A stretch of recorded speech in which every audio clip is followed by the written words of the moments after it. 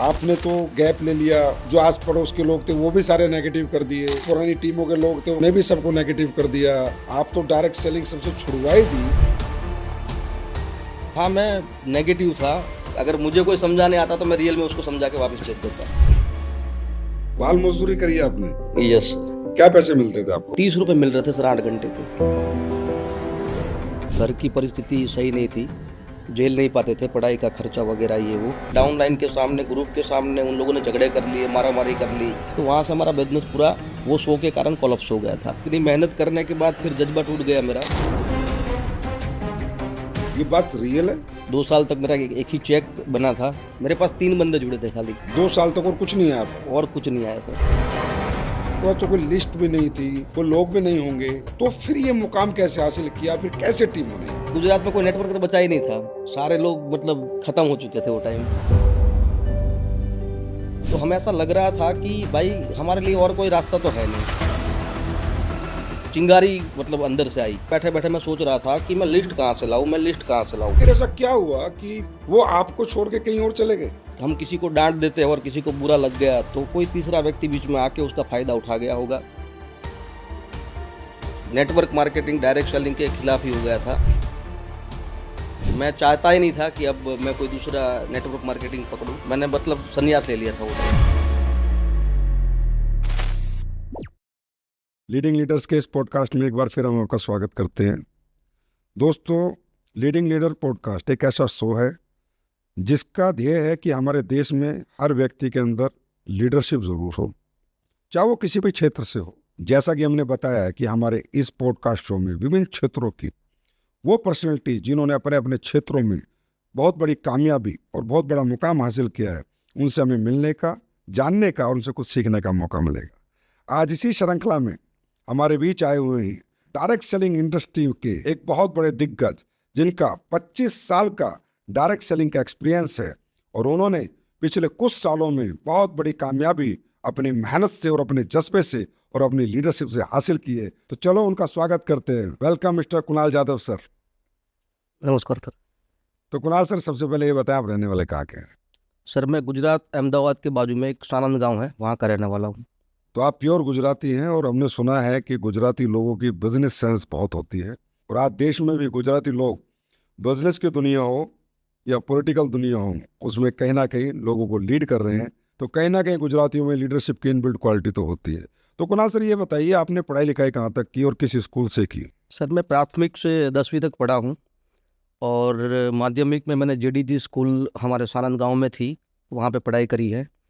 और अहमदाबाद में गुजरात कॉलेज में एसवाई बीकॉम तक मैं पढ़ा था। फिर प्राइवेट में आपकी ज़िंदगी की प्राइवेट स्कूल में शुरुआत हुई थी या सरकारी स्कूल में पढ़ते थे? मैं सरकारी स्कूल में पढ़ता था सर। सरकारी स्कूल। तो आपके यहाँ के सरकारी स्कूलों का स्टैंडर्ड अच्छा है? नहीं सर, उतना तो अच्छा नहीं है, जो गांव में होता है उसी तरीके से है। मतलब वही जो एक लेवल से लोग जाते हैं वैसे ही हम जाते थे। तो आपके पिताजी, जैसा मैंने सुना है, नौकरी करते थे, तो आपकी तो आर्थिक परिस्थितियाँ अच्छी रही होंगी?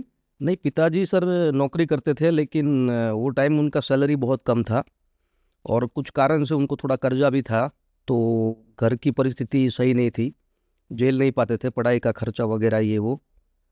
तो बहुत स्ट्रगल किया है बचपन में। मम्मी ने काम करा है, काम करके हमें पढ़ाया है। मम्मी क्या काम करती थी? मम्मी खेतों में काम करती थी। फिर अच्छा, आपके अपने खेत थे या दूसरों के खेतों में? अपने खेत थे लेकिन बहुत ज़्यादा नहीं थे, तो दूसरों के खेत में भी काम करती थी। और मम्मी ने फैक्ट्री में भी काम किया है और फैक्ट्री में काम आपकी मदर ने? मेरी मदर ने फैक्ट्री में काम करके भी हमारी ट्यूशन की फीस जाती थी। कभी कभार मैं भी साथ में खेतों में छोटा था काम करने चला जाता था साथ में, तो वहाँ से भी ट्यूशन की फीस जाती थी। तो पढ़ाई इस तरीके से बहुत नाजुक परिस्थिति से गुजरते हुए हमने करी है। कितने भाई बहन हो आप?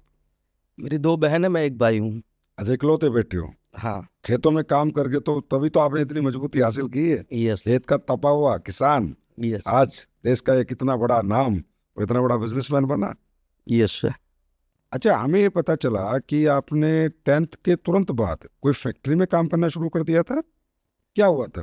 सर मैं पढ़ने लिखने में बहुत होशियार था पहले से और रात दिन पढ़ाई करता रहता था। मैं बहुत आगे बढ़ना था मुझे और मैं चाहता था मैं चार्टर्ड अकाउंटेंट बनूं। तो रात दिन पढ़ाई करता रहता था। तो जब एग्ज़ाम का समय आया था वो टाइम मैंने बहुत सारी नाइट पढ़ाई करी थी।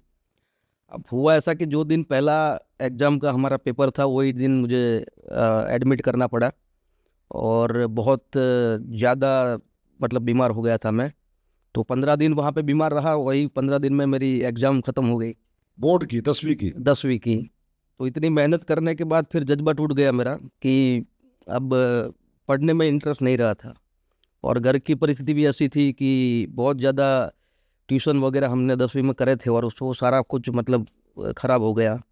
तो फिर मैंने निरमा इंडस्ट्रीज करके एक साबुन की फैक्ट्री है, उसमें काम करना शुरू किया, और पूरी पूरी रात मैं गर्म प्लेटें उठाता। क्या उम्र थी आपकी जब? 15 साल। तो बाल मजदूरी होगी ये तो। बाल मजदूरी हो गई सर, वो टाइम में चलता था। बाल मजदूरी करी आपने? यस। तो किसी ने मतलब कोई सरकारी एजेंसी ने मना नहीं किया कि आप बाल मजदूर हो, आपको एक पढ़ना चाहिए, काम नहीं करना चाहिए? नहीं सर, वो टाइम में ऐसा कुछ था ही नहीं। तो गर्म प्लेटें कैसे उठाते थे, थोड़ा बताएं। हाथों में रुमाल रहते थे और गरम गरम प्लेटें होती थी जो पूरी रात हमें पैकिंग के लिए मशीन पे ले जानी होती थी, और वहाँ से मशीन से पैकिंग होता था, और वो पैकिंग होके निरमा से वो साबुन बाहर निकलते थे। 15 साल की उम्र 15 साल की उम्र। और ये जज्बा, क्या पैसे मिलते थे आपको? 30 रुपये मिल रहे थे सर 8 घंटे के। 8 घंटे के 30 रुपए? कौन से सन की बात है ये 2000 की साल की बात है सर। अच्छा, सन 2000 में 30 रुपए रोज के, 8 घंटे के। हाँ। अच्छा, उसके बाद फिर आपने पढ़ाई दोबारा चालू की? हाँ, फिर पढ़ाई शुरू करी, लेकिन पढ़ाई में इतना मन नहीं था। फिर काम करते करते करते थे पढ़ाई, या फिर निरमा का काम छोड़ दिया था? नहीं, निरमा का काम मैंने छोड़ दिया था। अच्छा। उसमें ऐसा हुआ कि पहले से पैसे कमाने के लिए मैं बहुत मेहनत करता था, तो मैं वहाँ पे छोटी सी उम्र में कॉन्ट्रैक्टर बन गया था कहाँ पर? निरमा में। तो मैं मजदूर सप्लाई करता था वहाँ पे, 6 महीना काम करा, फिर कॉन्ट्रैक्टर से मैंने सेटअप करा और मजदूर सप्लाई करता था।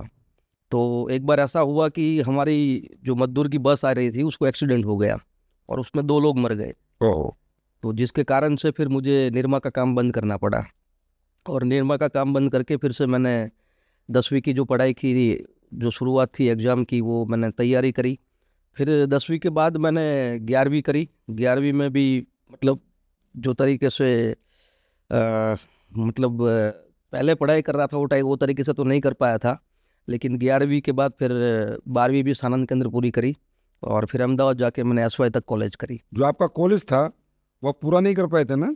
तो जैसे ही मैं कॉलेज में था सर, तो एफवाई एसवाई कर रहा था, तो पढ़ने में तो उतना वो था नहीं, माइंड नहीं चल रहा था मेरा।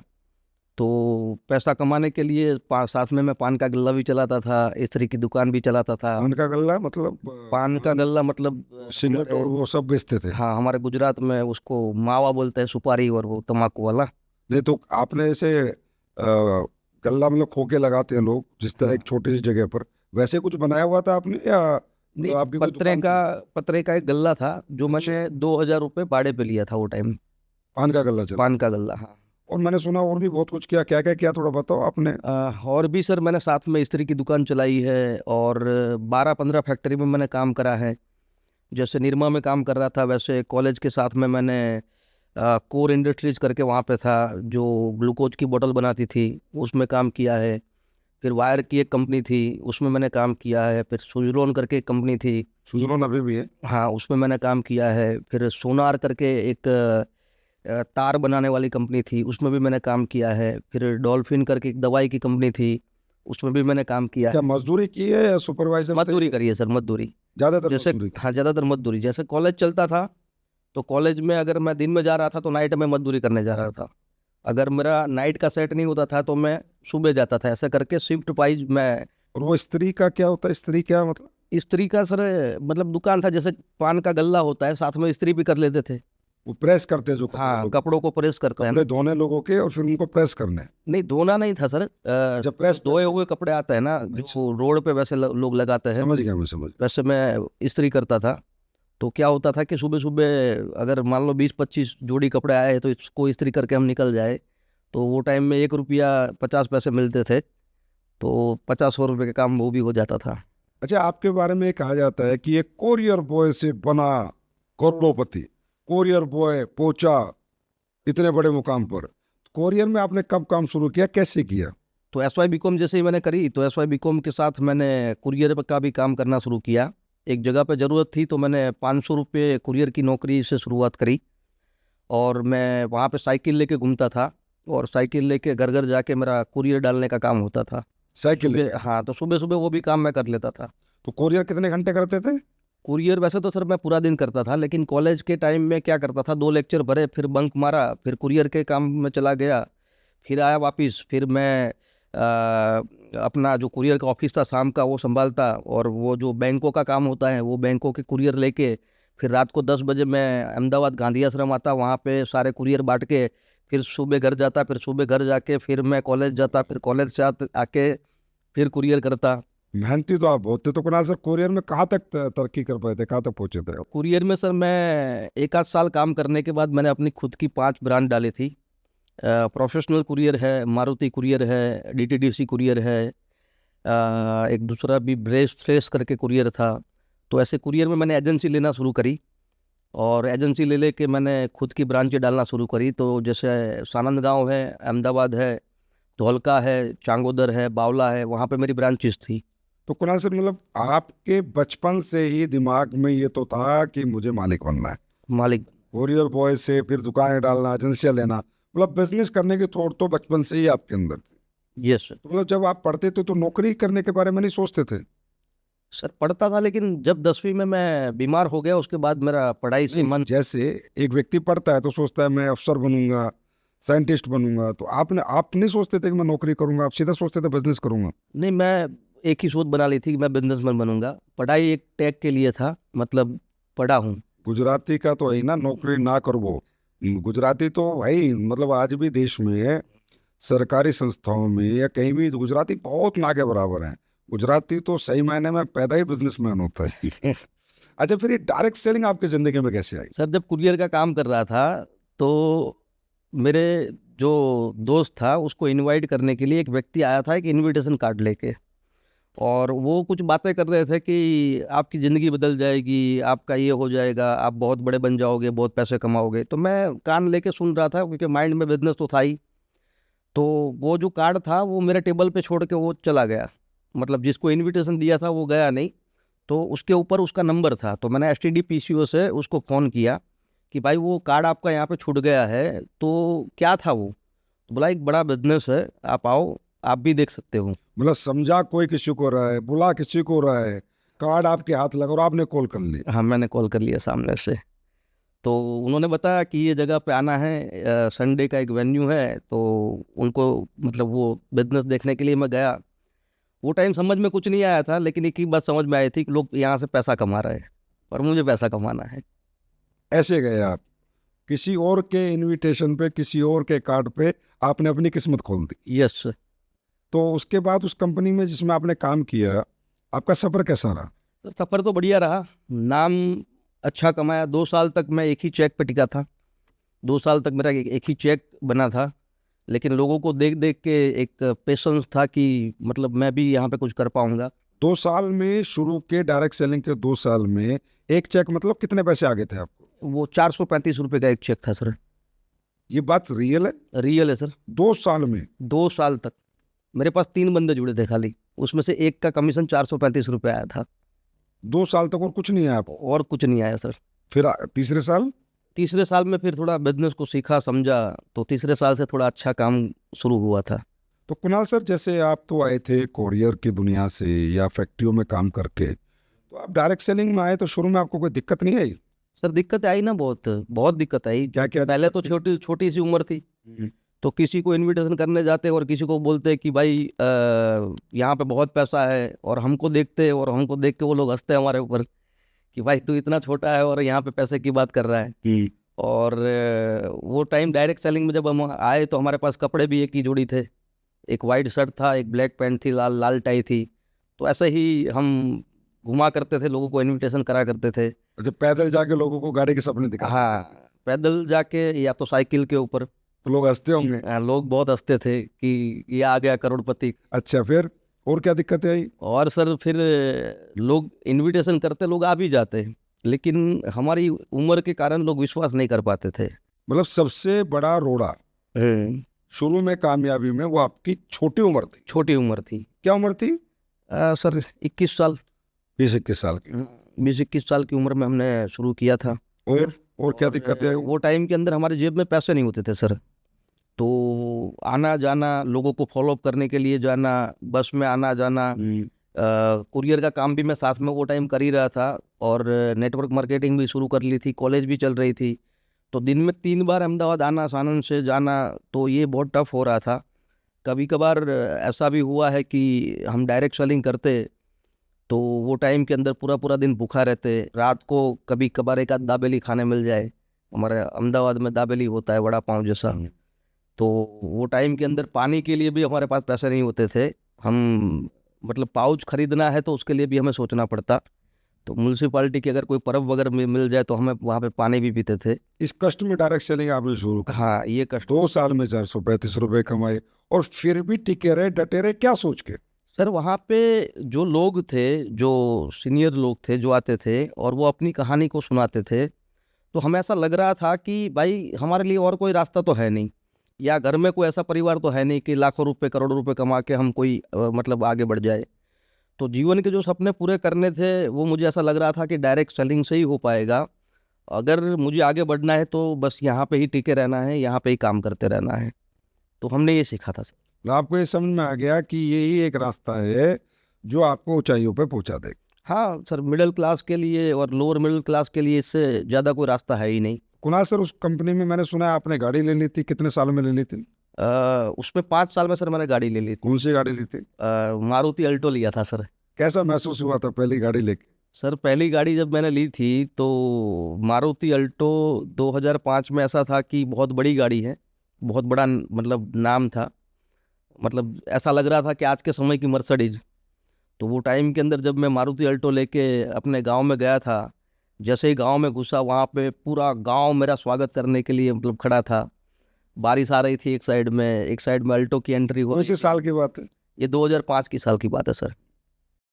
तो फिर वो कंपनी आपने क्यों छोड़ दी थी, क्या हो गया था उसमें ऐसा? सर उस कंपनी के अंदर चल रहा था, बहुत बढ़िया चल रहा था, सिस्टम भी अच्छा चल रहा था। लेकिन वहाँ पे एक प्रोग्राम हुआ था 10,000 लोगों का, और वो 10,000 लोगों के प्रोग्राम में एक भीड़ जमा हो गई और कोई नेगेटिव लोगों ने वहाँ पे भागदौड़ शुरू कर ली। तो वहाँ से हमारा बिजनेस पूरा वो शो के कारण कोलैप्स हो गया था। फिर धीरे धीरे हमने बिजनेस उठाने की शुरुआत करी, लेकिन फिर से बिजनेस जैसे ही उठा तो वहाँ पे क्या होता है कि सर जो डायरेक्ट सेलिंग में बड़े बड़े जो लीडर होते हैं वो कहीं ना कहीं गलतियाँ कर लेते हैं। तो उनकी गलतियों के कारण एक बार ऐसा हुआ कि लोगों के सामने, डाउनलाइन के सामने, ग्रुप के सामने उन लोगों ने झगड़े कर लिए, मारामारी कर ली। ओहो। तो आता भाई? हाथापाई कर ली स्टेज के ऊपर। 2,000 लोग देख रहे हैं और 2,000 के बीच में उन्होंने लाठियां लेके, वहाँ पे एक सिस्टम चलता था, एक फंड चलता था, वो फंड के कारण उन्होंने हाथापाई करी थी। तो वो कारण से हमारा बिजनेस फिर एकदम जीरो हो गया। और मानो कि हम रोड पे ही आ गए थे। गाड़ी थी वो भी मुझे बेचनी पड़ी, मैं हफ्ते भी नहीं भर पाया था। 5,000 का हफ्ता होता था गाड़ी का, वो भी मैं नहीं भर पाया था वो टाइम के अंदर, और मेरी गाड़ी भी वो टाइम के अंदर खींच गई थी। कितने दिन में चलेगी थी गाड़ी वापस? मतलब मैंने 1 साल तक खींचा और चेक बनाने की ट्राई करी, लेकिन सिस्टम पूरा कोलैप्स हो गया था, तो मैं फिर बिजनेस को उठा नहीं पाया। अपलाइनों के चक्कर में आपका? अपलाइन के चक्कर में। फिर आपने जब ये सब हो गया, कंपनी छोड़ दी, फिर क्या किया? सर फिर क्या करे, मतलब डायरेक्ट सेलिंग में ज़िंदगी तो बन सकती है वो तो मुझे पता ही था। तो मैंने फिर 2-3 महीने में दूसरी कंपनी में काम करना शुरू कर लिया। और जब दूसरी कंपनी में काम करना शुरू किया तब भी मतलब अंदर से तो ऐसा ही था कि जो मेरी पहली कंपनी थी वो मेरे लिए एक ब्लड में घुसी हुई थी। मतलब दूसरी कंपनी की करने की इच्छा नहीं थी, लेकिन रोड पे आ गए थे फिर। तो फिर दूसरी कंपनी का मैं काम करने की शुरुआत करी, और धीरे धीरे धीरे धीरे धीरे धीरे वहाँ पे भी काम करते करते सक्सेस होना शुरू हुआ, टीम बननी शुरू हुई, और फिर काम करते गए। तो फिर दूसरी कंपनी में आपने कामयाबी हासिल कर ली? दूसरी कंपनी में सर कामयाबी हासिल नहीं करी। वहाँ पे भी नाम कमाया है, पैसा नहीं कमाया। वहाँ पे स्टेज पे जाते, चिल्लाते और प्लान लेते, और मतलब वही फाड़ देंगे, ये कर देंगे, वो कर देंगे, लेकिन जो पैसा कमाना चाहिए वो पैसा नहीं कमा पाए थे हम। तो फिर करते रहे आप दूसरी कंपनी? दूसरी कंपनी करते रहे, लेकिन दूसरी कंपनी में भी ऐसा हुआ था कि जो प्रोडक्ट की क्वालिटी थी वो प्रोडक्ट की क्वालिटी एकदम घटिया थी। हमें साड़ियाँ बिकवाई जाती थी, हमें सूट बिकवाए जाते थे, पावर सेवर बिकवाए जाते थे। तो ये जो वहाँ पे प्रोडक्ट थी वो प्रोडक्ट घटिया प्रोडक्ट होती थी, लोग हमारे मुंह पे मार के जाते थे। तो दूसरी कंपनी में जब मैंने काम करना शुरू किया तो एक इनकम तो मेरी फिक्स हो गई थी, लेकिन हुआ क्या कि वो टाइम के अंदर वो दूसरी कंपनी ने कुछ ऐसा ऊपर से पता नहीं क्या सेटिंग आया, बोला गवर्नमेंट से टाई अप कर लिया। दूसरे दिन पता चला कि गवर्नमेंट का टाई अप भी टूट गया। फिर तीसरे दिन पता चला कि उन्होंने प्लान चेंज कर लिया, फिर प्लान में भी उन्होंने नई नई प्रोडक्ट ला के रख दी। तो समझ ही नहीं आ रहा था कि क्या करें। तो हमारी जो नीचे वाली जो टीम थी वो टीम भी छोड़ के दूसरी कंपनी में चली गई। लेकिन फिर भी एक विश्वास के साथ में दूसरी कंपनी जो काम कर रहा था, वो नाम चेंज होने के बाद, प्रोडक्ट चेंज होने के बाद भी मैंने 2.25 साल तक उस कंपनी को पकड़ के रखा, और 2.25 साल तक उस कंपनी में मेरा 2800 का खाली चेक बना था। तो दूसरी कंपनी में आपने कहा कि 2800 रुपये का चेक आपको 2.25 साल में बना, तो उसमें लगे रहे थे आप, हो गए थे कामयाब? नहीं सर, कामयाब नहीं हुआ। फिर मुझे वो भी कंपनी छोड़नी पड़ी, और क्योंकि गुजारा भी करना था तो मैंने फिर आगे एक तीसरी कंपनी में भी काम करना शुरू किया। क्योंकि नेटवर्क मार्केटिंग का रंग लग जाता है तो कहीं ना कहीं करने की इच्छा होती है। तो तीसरी कंपनी में मैंने 4 महीना काम किया, लेकिन 4 महीना काम किया तो मैंने 4 लाख रुपए उसमें कमा लिए थे। अच्छा, फिर? और वो तीसरी कंपनी में मुझे छोड़नी पड़ी, कारण ये था कि उसमें भी प्रोडक्ट जो थे वो घटिया थे। और मैं एक बात समझ गया था कि डायरेक्ट सेलिंग नेटवर्क मार्केटिंग में लोग घटिया प्रोडक्ट लेके आते हैं और लोगों का बनाने का धंधा होता है। तो तीसरी कंपनी में भी मैंने काम छोड़ दिया। और रियल बोलूँ सर, मैं फिर नेटवर्क मार्केटिंग डायरेक्ट सेलिंग के खिलाफ ही हो गया था। मैं चाहता ही नहीं था कि अब मैं कोई दूसरा नेटवर्क मार्केटिंग पकड़ूं। मैंने मतलब संन्यास ले लिया था वो टाइम, डायरेक्ट सेलिंग के बाद? डायरेक्ट सेलिंग के बारे में, कि तेरी बीबी मर जाएगी, तेरे बच्चे भूखे मर जाएंगे, तेरा गाड़ी चली जाएगी, तेरा बाइक खींच जाएगा, ऐसे कर करके अगर मुझे कोई समझाने आता तो मैं रियल में उसको समझा के वापस भेज देता। तो मैंने फिर डायरेक्ट वो अपने सपने छोड़ जाता आपके पास आ गया कि अब नहीं करूंगा। मुझे 15 साल का 2015 तक का एक्सपीरियंस था, तो मेरी जो नेगेटिविटी थी मैं वो लोगों के अंदर डाल देता था कि भाई ये भी कभी है ना बर्बाद नहीं होना चाहिए। तो आप खाली हो चुके थे, फिर क्या करने लगे थे? फिर मैंने सर बैंक में काम करना शुरू कर लिया था। एक दोस्त के माध्यम से मुझे स्टेट बैंक ऑफ इंडिया की एजेंसी मिली थी।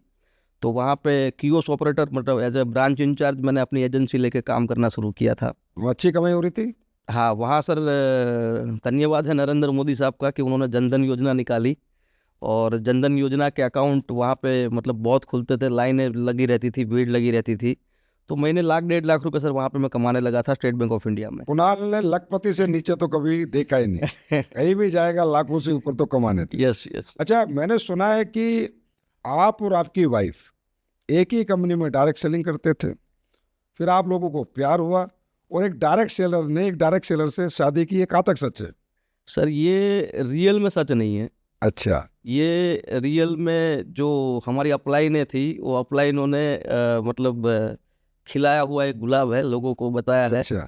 लेकिन रियल में हमने उस कंपनी को छोड़ दिया था। और मेरे वाइफ आर्मी स्कूल में टीचर थे और मेरे पापा भी आर्मी में ही थे, तो दोनों का जो ऑफिस था वो बाजू बाजू में था। अच्छा। तो मेरे पापा ने खुद ने ही मुझे बताया था कि ये लड़की अच्छी है, क्योंकि पहले से हम जानते थे, क्योंकि हमारी कंपनी में थी नेटवर्क मार्केटिंग में। तो पापा ने ही मुझे प्रपोज किया था कि आप मतलब शादी कर लो। और दोनों घर वालों ने मिलके, मतलब लव कम अरेंज मैरिज जैसा हुआ था। तो आप लोग डायरेक्ट सेलिंग में ऐसा कोई लव वगैरह का चक्कर नहीं, डायरेक्ट सेलिंग में नहीं किया था। मतलब आप करते एक कंपनी में काम थे, जानते थे, पर शादी का प्रपोजल आपके पापा ने और उसके परिवार ने मिलके आप दोनों की शादी कराई है? हाँ, हम दोनों की। आज हमें भी पहली बार क्लियर हुआ है, हमें भी यही पता था कि आप लोगों की डायरेक्ट सेलिंग में ही लव मैरिज हुई है। वो होता है ना सर कि मतलब दूसरी कोई कंपनी में हम काम करना शुरू करते हैं तो पहले वाली कंपनी वाले हमारे बारे में नेगेटिव बोलते हैं। तो एस्लीपेस वेलनेस में कैसे आए आप?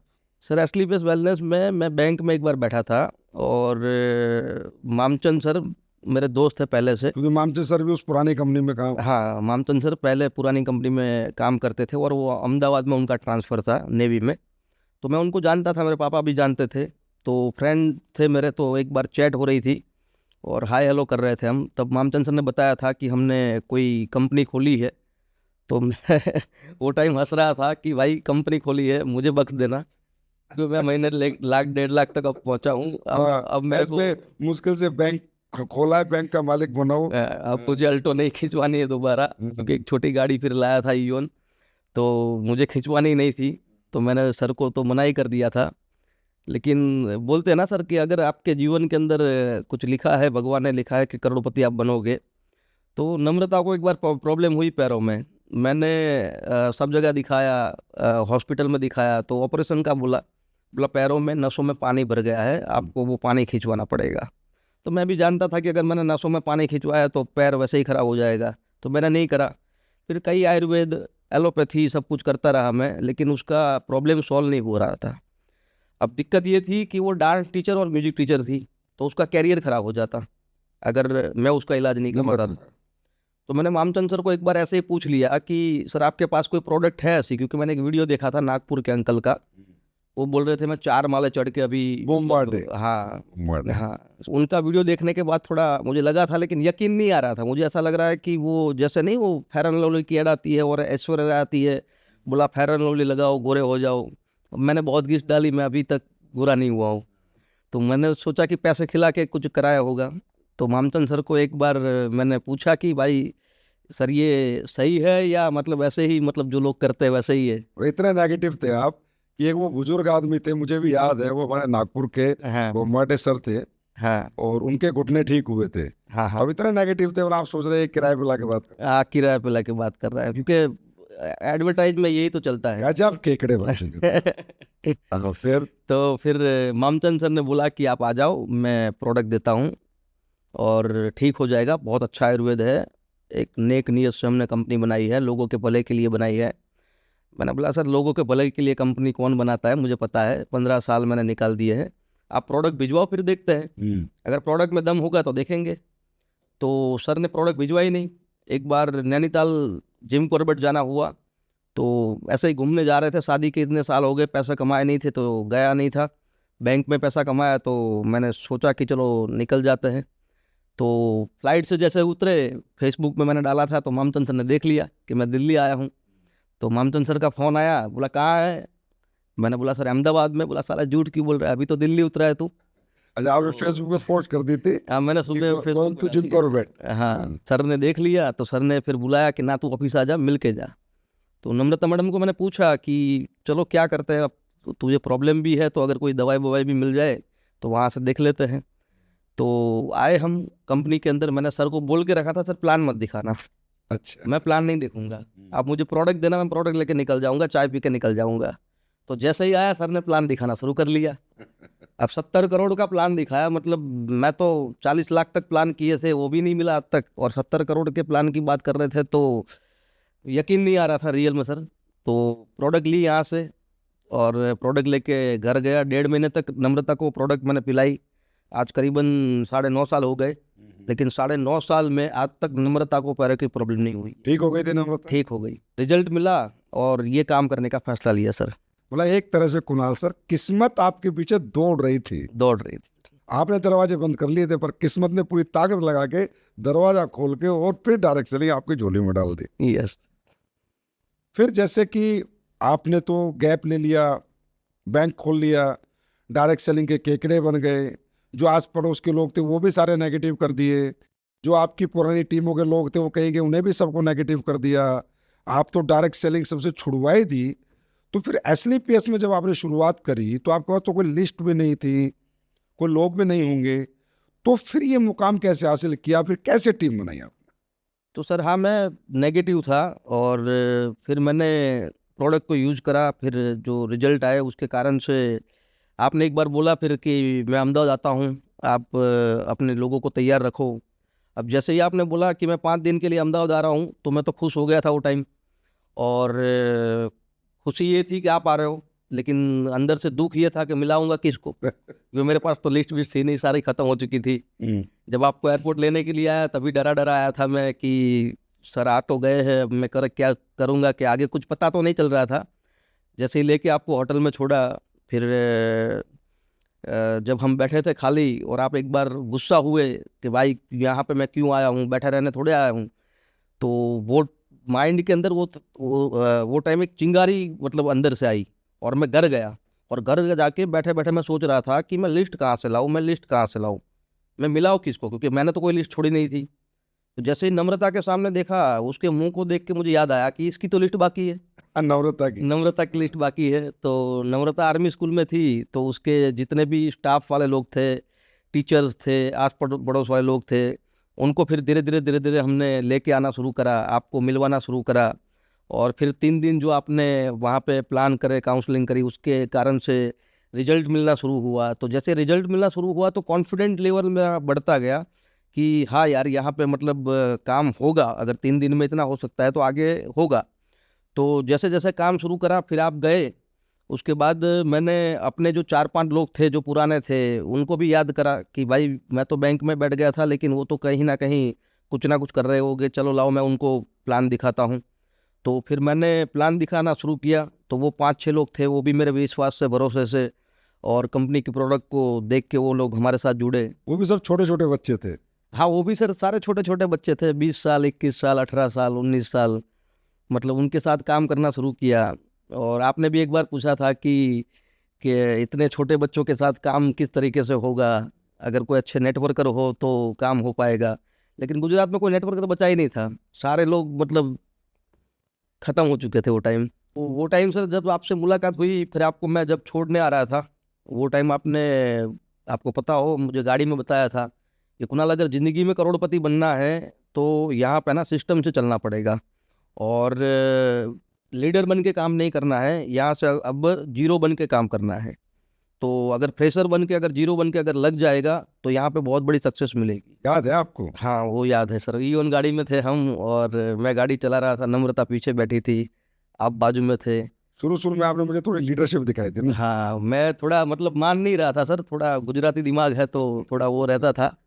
तो आपने बताया उस तरीके से, फिर मैंने सोचा कि भाई अगर किसी के कहने से अगर दिमाग को बंद करके अगर आगे बढ़ा जाता है तो चलो उस तरीके से बढ़ते हैं। और फिर हमने सिस्टम से काम करना शुरू किया। आपने उस टाइम वो भी बताया था कि कुणाल, 5 साल में तेरी लग्जरियस गाड़ी आएगी, 10 साल में तेरे पास बंगलो होगा।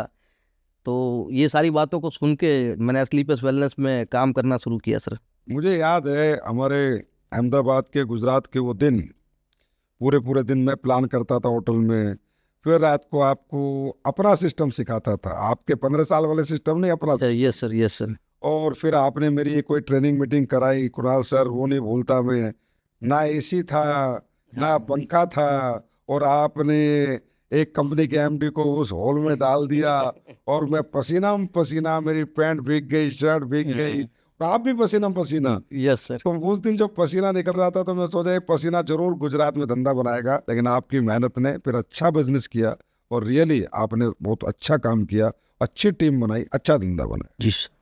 तो कुणाल सर, एसलीपीएस में आने के बाद भी आपको कुछ कठिनाइयाँ आई होंगी? हाँ सर, कठिनाइयाँ तो आई, मतलब थोड़ा गैप लेके मैंने स्लीपर्स वेलनेस को शुरुआत करा था। तो पहले तो लोगों को जोड़ने में कठिनाई आई, लेकिन स्लीपर्स वेलनेस की जो प्रोडक्ट थी, वो प्रोडक्ट की रिजल्ट बहुत बढ़िया थे। तो जैसे ही मैंने मार्केट में काम करना शुरू किया और लोगों को प्रोडक्ट देना शुरू किया, तो रिजल्ट बहुत ज़्यादा आना शुरू हुआ। मतलब मुझे ना लिस्ट की ज़रूरत पड़ रही थी, ना किसी लोगों की ज़रूरत पड़ रही थी, प्रोडक्ट ही ऐसा बोल रही थी कि धीरे धीरे धीरे धीरे धीरे धीरे बिजनेस हमारा अप होता गया, ग्रो होता गया। वहाँ से लिस्ट बनी आप? हाँ, वहाँ से लिस्ट बनी सर। और कुछ कठिनाई आई होंगी? और सर दिक्कत तो थे ही, वैसे पैसे की भी दिक्कत थी, घर परिवार था उसको संभालना था, गाड़ी थी वो भी मेंटेन करनी थी। तो शुरुआत में वो सारी दिक्कतें आई थी। तो बिना किसी लिस्ट के, बिना लोगों के, बिना टीम के, और एक गैप भी आपने ले लिया, उसके बावजूद एसलीपीएस में आने के बाद आपने मात्र कुछ दिनों में एक पहली लग्जरी कार ली थी। वो कौन सी थी? सर वो ऑडी A3 थी। कुणाल सर, आपको याद है कि आपकी ऑडी A3 जब फाइनल हुई थी तो कोई भी बैंक आपका लोन नहीं कर रहा था, वो क्यों नहीं कर रहा था, ये बताओ। सर उसमें हमारा सिविल बहुत अच्छा था ना, क्योंकि नेटवर्क मार्केटिंग, डायरेक्ट सेलिंग करते हुए मैंने अपने ऊपर कम से कम 46 लोन ली थी। कितनी? 46 लोन, 46 लोन। तो उसमें कई लोन ऐसी थी जो भरी ही नहीं गई थी, तो जिसके कारण से सिविल जो हमारा था वो डाउन था। जब मैंने स्लीपर्स वेलनेस शुरू किया तो मैं स्टेट बैंक से कमा के 3 लाख रुपए की ईवन गाड़ी लाया था। तो जो बैंक में लोन देने वाले थे वो भी सोच रहे थे कि 3 लाख रुपए की गाड़ी घुमा रहा है और तू 45 लाख रुपए की गाड़ी लेगा कैसे। तो वो सेट ही नहीं हो रहा था, तो कोई बैंक लोन नहीं कर रही थी सर। तो आपकी सोच पहले ऑडी A3 की थी या किसी और गाड़ी की थी, ये भी नहीं बताओ। सर, उसमें हुआ क्या था अगर आपको याद हो, मैं क्रूज़ बुक करा के आया था। और मुझे ऐसा था कि आपके पास भी क्रूज़ है तो मैं भी क्रूज़ ले लूँ। तो मैं क्रूज़ बुक करा के आया और मैंने तुरंत आपको फ़ोन करा कि सर कॉन्ग्रेचुलेसन बोलो। बोला क्यों? मैंने बोला सर मैंने क्रूज़ बुक कराई। और सामने से आपकी मस्त आवाज़ मतलब आई। तो मैं सोच में पड़ गया कि यार मैंने क्रूज़ बुक कराई है और सर मेरे को मतलब डांट क्यों रहे हैं। तो आपने बोला कि क्रूज़ नहीं बुक करानी है, लग्जरियस गाड़ी लेके आओ, ऑडी के शोरूम में चले जाओ। अब सर कभी ऑडी का शोरूम उस माइंड में सोचा ही नहीं था। देखने की बात तो और है, माइंड में कभी सोच भी नहीं थी कि ऑडी के शोरूम में जाएंगे। और जब आपने बोला कि ऑडी लेके आ, तो मेरे बाजू में मेरा दोस्त बैठा था, अभी मेरी डाउनलाइन भी है, अमित राठौड़ करके। वो मेरा पाँव दबा रहा था, भाई सारे एमडी ऐसे ही बोलते हैं, तू कहीं है ना फंस ना जाना। वो एक अल्टो थी पता है, खींच गई थी। मैंने बोला याद तो है लेकिन सर ने बोला है तो जाना तो पड़ेगा। तो मैं ऑडी के शोरूम में चला गया फिर, और जीन्स टी शर्ट में गया था। तो शोरूम वालों को लग भी नहीं रहा था कि ये गाड़ी लेने आया होगा। तो दरवान मुझे वहाँ पे पूछ रहा है कि भाई कहाँ जाना है। तो मैंने बोला ऑडी लेनी है। बोला किसको लेनी है? अरे मैंने बोला भाई मेरे मेरे को लेनी है। तो बोला अपनी ईवन है ना वो पीछे लगाओ। तो मैंने ईवन गाड़ी को पीछे लगाया, मैं अंदर गया। अंदर भी कोई पानी के लिए या कोई पूछ भी नहीं रहा था। हम गाड़ियाँ देख रहे थे। तो कोई 45 लाख की गाड़ी थी, कोई 46.5 लाख की गाड़ी थी, कोई 50 लाख की गाड़ी थी, 55 लाख की थी, 80 लाख की थी, 85 लाख की थी। तो हमने तो पहली बार इतनी महंगी कारें देखी थी। तो मैं वापस आया और पीछे जो 45 लाख रुपए का जो ऑडी A3 था, वहाँ पे मेरी नज़र अटकी। ब्लैक कलर का था, ब्लैक कलर मुझे पसंद है पहले से। तो मैंने बुकिंग के लिए बोला। अब जैसे ही बुकिंग के लिए बोल रहा हूँ तो वो बंदा पहले मुझे पूछ रहा है कि तेरा लोन होगा कि नहीं होगा। अच्छा। क्योंकि मुझे देख के वो समझ गया था कि भाई ये मतलब ले पाएगा कि नहीं ले पाएगा। लेकिन मैंने उनको बोला भाई सब कुछ हो जाएगा, तू बुकिंग का अमाउंट ले।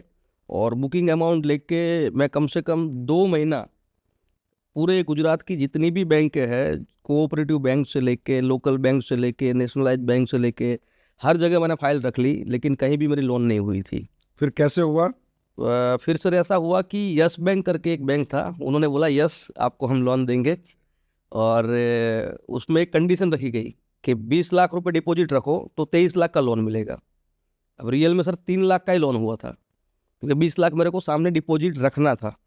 तो मैंने कहीं से भी जुगाड़ करके उसको डिपॉजिट करवाया। 2 महीना जो इनकम आई थी उसको भी मतलब मैंने इकट्ठा करके 20 लाख रुपए जमा करे। और वो 20 लाख रुपए भरने का कारण ये था कि मेरा सिविल अच्छा हो जाए, कि आगे करके मुझे अगर कोई भी लोन वगैरह लेना है या बैंक से अगर रिलेशन अच्छे बनाने हैं तो वो बन बन पाए। तो फिर मैंने वहाँ से मतलब बैंक से लोन कराया और ऑडी A3 गाड़ी लिया सर। कितने साल में ले ली थी आपने? 2.25 साल में सर। काफी खुशी महसूस हुई होगी आपको तब। सर बहुत ज़्यादा, मतलब मैं रात को नींद से उठता तो नींद से उठ के मैं ऑडी को ऐसा हाथ लगाता कि रियल में ये मेरी कार है या सपना है। मैं रियल में, आप काफी साल हो गए थे ना आपको डायरेक्शन? हाँ डायरेक्ट सेलिंग में बहुत साल हो गए थे। अच्छा, अभी आपकी वाइफ क्राउन डायमंड है, यस सर। आप रॉयल एम्बेसडर हैं, यस सर। घर में दोनों आईडी पे पैसा आ रहा होगा। आ रहा है सर। तो ये आपकी जो वाइफ क्राउन डायमंड है, नम्रता, ये अपने दम पे है या इनका भी बिजनेस आप ही देखते हो, सिर्फ इनका नाम नाम है?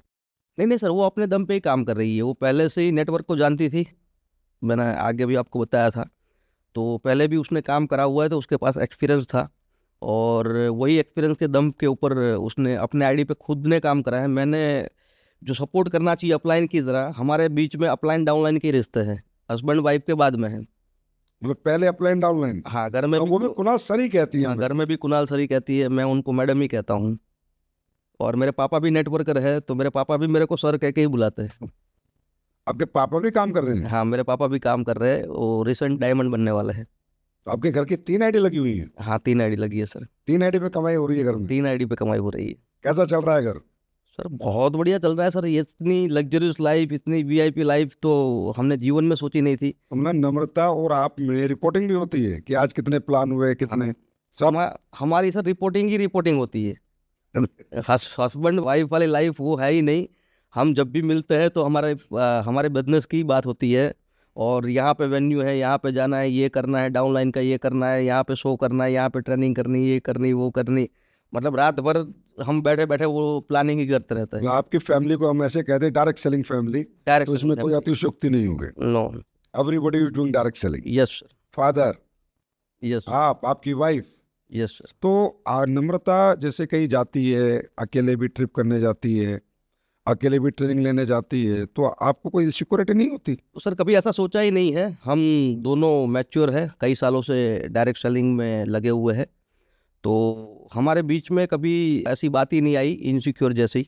हम हमेशा एक दूसरे से बातचीत करते रहते हैं, रिपोर्टिंग लेते रहते हैं, और नम्रता पहले से ही मतलब इतना विश्वास है, उसको भी विश्वास है, मुझे भी विश्वास है, हम दोनों भरोसे पे टिके हुए हैं, और इसीलिए आज वो क्राउन डायमंड है और मैं रॉयल एम्बेसडर हूँ। कुणाल सर, बहुत बड़ी बात है कि आपने अपनी वाइफ को इतनी फ्रीडम दी, उसे खुद काम करने का मौका दिया, और आज वो देश के किसी भी कोने में जाके, मैं भी देखता हूँ, सेमिनार ट्रेनिंग खुल के करती है, और वो सिर्फ आपके सपोर्ट के कारण। वो कभी स्पीच भी लेते हैं तो कहती है because of Kunal sir. Yes. Really आप और आपकी वाइफ इस डायरेक्ट सेलिंग की इंडस्ट्री में बहुत बड़ा एग्जाम्पल हो, और किसी को भी हस्बैंड वाइफ को डायरेक्ट सेलिंग करनी है तो एक बार आपकी जर्नी को जरूर जानना चाहिए। तो कुणाल सर, सबसे पहले बताइए आपकी कितनी आईडी पे कैपिंग है? सर अभी 2 आईडी पे कंटिन्यू कैपिंग तो है ही, और बस तीसरी शुरू हो जाएगी सर। तीसरी भी लगने वाली है? हाँ। तो अब तो कैपिंग भी बढ़ चुकी है। Yes sir. यस। मजा आ रहा है? बहुत मज़ा आ रहा है सर, बहुत। तो कुणाल सर, सबसे पहले तो ये बताओ, अब कौन सी गाड़ी लोगे? और आप गाड़ियों के बड़े लवर माने जाते हो, आपने बहुत सारी गाड़ी ले रखी है, कौन कौन सी गाड़ी है आपके पास? सर मेरे पास ऑडी A3 मैंने लिया, एक, फिर उसके बाद में मैंने जगुआर ली, दो, और तीसरी मैंने फोर्ड इंडोवर गाड़ी ली, तीन, चौथी मैंने थार लिया, चार, पांचवी मैंने फॉर्च्यूनर लेजेंडर लिया, पाँच। 5 गाड़ी सर मैंने लग्जरियस गाड़ी यहाँ से छुड़ाई है। 5 गाड़ियां हैं अभी आपके पास? हाँ है। 8% 5 गाड़ियां मेंटेन करते हो आप? वैसे तो सर 7 गाड़ियाँ हैं, और अच्छा। 2 छोटी गाड़ियाँ भी मैंने लेकर रखी है ऐसे ही। वो कौन कौन से? वो एक अभी महिंद्रा की मैंने जो ईवी कार ली है, इलेक्ट्रिक कार है, वो सिस्टर के लिए ली है, 6। और खाली बच्चों को छोड़ने ले जाने के लिए एक मारुति का गाड़ी लेकर रखा हुआ है। 7 गाड़ियां आपके पास? सर, एक डायरेक्ट सेलिंग की दुनिया में एक डायरेक्ट सेलर आज 7 गाड़ियां मेंटेन कर रहा है, ये बहुत बड़ा इंस्पिरेशन है उस यूथ के लिए या उस व्यक्ति के लिए जो डायरेक्ट सेलिंग करने के बारे में सोच रहा है। बहुत बड़ी बात है। अच्छा, अगली गाड़ी कौन सी लेने की प्लानिंग कर रहे हो? सर अगली तो बहुत बड़ी सोच है। अभी दुबई गया था कंपनी एनिवर्सरी में, तो वहाँ पे जाके फिर से सोच बढ़ने लगी। आपने रॉयल्स रॉयल्स में एंट्री कराई, तो माइंड में वही खुशी हुई है। R R R R R R R लेके आओगे? सर 100% लेके आएंगे। अब इतनी गाड़ियाँ ले ही ली है सर, और इतनी अच्छी कंपनी मिली है, इतना अच्छा प्लेटफॉर्म है, तो 100% लेंगे सर। तो कुणाल सर, जैसा कि हमें पता है कि कोविड के दौरान आपको ट्विंस बेबी हुए, एक बहुत बड़ा नेटवर्क भी था, और 2 बच्चे, और उसके बाद नम्रता बहुत बीमार हुई, कोविड हो गया, हॉस्पिटलाइज हो गई, और वो काफ़ी, और आपका बच्चा भी बहुत बीमार हुआ था, वो भी हॉस्पिटल में, एक हॉस्पिटल में बच्चा, एक हॉस्पिटल में बीवी, इधर इतना बड़ा नेटवर्क, तो कैसे मैनेज किया कुणाल सर? आपकी हिम्मत की दाद देनी पड़ेगी, कैसे मैनेज किया? सर अब अच्छे कर्म करे थे, तो पहले तो भगवान ने नम्रता को बचा लिया। कोविड में जब लेके गया था तो डॉक्टर ने ही मना कर दिया था कि घर वापस ले जाओ, ये मर जाएगी, बचेगी नहीं। फिर मैंने आपको ही फ़ोन किया था सर, आपको याद होगा, और आपने जिस तरीके से बताया उस तरीके से मैंने किया। आपने महादेव में आप मानते हो, भगवान को आप बहुत ज़्यादा मानते हो, तो वो हिसाब से जो आपने किया वो मैं करता गया, और कोविड में से नम्रता धीरे धीरे बाहर निकली। सर उसमें हुआ क्या था कि 21/4/21 को मेरे वहाँ पे ट्विंस आए, और 25/4/21 को आप लाइव आए थे कोविड में, और आपने बताया था कि थर्मोमीटर रखो, और वो जो ऑक्सीजन का जो होता है मास्क पहने रखो, सैनिटाइज, जो सारी बातें आपने बताई थी।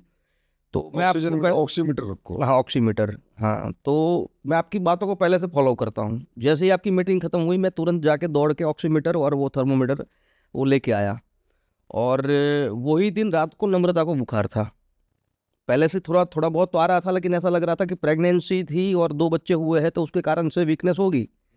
लेकिन जैसे ही मैंने चेक करना शुरू किया तो कभी 80 दिखा रहा है ऑक्सीजन, कभी 75 दिखा रहा है, कभी 70 दिखा रहा है, फिर 69 दिखा रहा है, 68 दिखा रहा है, मतलब लो जा रहा है। मैं सबका देख रहा हूँ, चेक कर रहा हूँ, तो ऑक्सीजन सही था, उसका लो जा रहा था। दूसरे दिन तुरंत मैं उसको फिर लेके गया अस्पताल में, तो कहीं जगह नहीं मिल रही थी, कहीं भी बेड खाली नहीं था। और मुझे पता चल गया था कि उसको कोविड ही है। तो उसके भाई की कुछ पहचान थी, उसके कारण से उसको एडमिट किया। और उसके ही दूसरे दिन बच्चे को भी एडमिट करा। उसको भी कोविड, जो पेट में था ना तब भी कोविड लगा हुआ था। तो उसको भी ग्राम पॉजिटिव करके एक वायरस आता है, वो वायरस यहाँ सिर में लग गया था। तो उसके करीबन 2 महीने तक 3 बार ऑपरेशन हुए। नम्रता भी 14 दिन तक हॉस्पिटल में रही। वो टाइम में सर आपको पता है कि नहीं, पापा भी कोविड में थे, उनको भी 14 दिन तक रखा था। और उसके बाद 11 दिन क्वारंटाइन भी करे थे, उनको मैंने होटल में रखा था। तो वो टाइम के अंदर सर बिजनेस तो करना ही था, क्योंकि ऐसा होता है कि अपनी पर्सनल लाइफ के कारण या पर्सनल प्रॉब्लम के कारण कभी हमारे ग्रुप के जो बच्चे हैं वो नहीं मरने चाहिए सर। तो मैं सुबह सुबह क्या करता था, सुबह सुबह उठ के, अब कोविड था तो लोगों को मिलना नहीं था, तो सुबह सुबह उठ के मैं 6 बजे ऑनलाइन मीटिंग करता था और लोगों को काम सौंप देता था। फिर 8 बजे फ्री होके मैं नम्रता की हॉस्पिटल जाता, फिर बच्चे की हॉस्पिटल जाता, फिर पापा की हॉस्पिटल जाता। तीनों हॉस्पिटल, वो टाइम ड्राइवर भी नहीं था क्योंकि कोविड के कारण कोई ड्राइवर भी नहीं आ रहे थे। तो तीनों हॉस्पिटल घूम के वहाँ पे जो पैसे वैसे देने हैं, बैग भर के पैसा लेके जाता और खाली करके वापस आता। तो तीनों हॉस्पिटल में मिल के, और वो टाइम में मैंने अपने मकान का भी काम शुरू कराया था, अपने मैंने बंगलो जो लिया उसका। क्योंकि मुझे ऐसा था कि जैसे ही नम्रता कोविड से बाहर आए तो मुझे यहाँ भीड़ भाड़ में नहीं रहना है, बंगलों में सेपरेट रहने चले जाना है। तो उसका भी काम चल रहा था, तो उसका भी काम देख रहा था। शाम को फिर वापस आता, फिर ग्रुप के साथ मीटिंग करता, फिर उनकी प्लानिंग करता, और मीटिंग करके फिर सुबह फिर उठ के मीटिंग करता, फिर हॉस्पिटल जाता। ऐसे करके बिजनेस भी संभाल लिया सर और घर को भी संभाल लिया। लेकिन आपकी बहादुरी की दाद देनी पड़ेगी, क्योंकि ये मैंने आपसे इसलिए पूछा कि मुझे सारी कहानी पता है कि एक व्यक्ति 3 हॉस्पिटलों को संभाल रहा है, घर के 3 लोग, तीनों मरीज, और पूरे परिवार को और संभाल रहा है और पूरे बिजनेस को संभाल रहा है, और आपने बिजनेस को हिलने भी नहीं दिया। जी ये आपकी बहादुरी की दाद देनी पड़ेगी। ऐसी बहुत सी बहादुरी की बात करूंगा मैं आपसे। कुणाल सर, आज आप एक कामयाब डायरेक्ट सेलर हैं, काफी बड़ा मुकाम आपने हासिल किया है। तो ऐसी कोई 5 बातें बताएं जिसे फॉलो करके आज आप इस मुकाम तक पहुंचे, जो आपने फॉलो किया। सर, मैंने रियल में पहली बात कि मैं हमेशा ऑनेस्ट रहा हूँ। एक डायरेक्ट सेलर को अपनी टीम के प्रति और अपने कंपनी के प्रति और अपलाइन के प्रति हमेशा ऑनेस्ट रहना चाहिए। दूसरा सर, मैंने कभी गुरु भक्ति नहीं छोड़ी है। मैं हमेशा अपने अपलाइन को गुरु मानता हूँ, जिन्होंने हमें सिखाया है, जिन्होंने हमें आगे बढ़ाया है। तीसरी बात सर, कभी नेगेटिव नहीं होना है। और मेरे पास ऐसा कोई नेगेटिव होने का कोई मतलब वो है ही नहीं। कुरियर में था और कुरियर से इतना आगे बढ़ गया हूँ, तो नेगेटिव होने का कोई चांस नहीं था। तो जीवन में कभी नेगेटिव नहीं होना है और लगातार चलते रहना है, चाहे कोई भी परिस्थिति हो, चाहे कोई भी लेवल आ जाए, चाहे कुछ भी हो जाए, लेकिन आपको लगातार चलते रहना है। अगर आप लगातार चलते रहोगे तो सक्सेस आपको 100% मिलेगी। दूसरी बात, सिस्टम से चलना है। मैं हमेशा सिस्टम से चला हूँ, मैंने सिस्टम को फॉलो किया है, मैं सिस्टम से कभी बाहर नहीं निकला हूँ।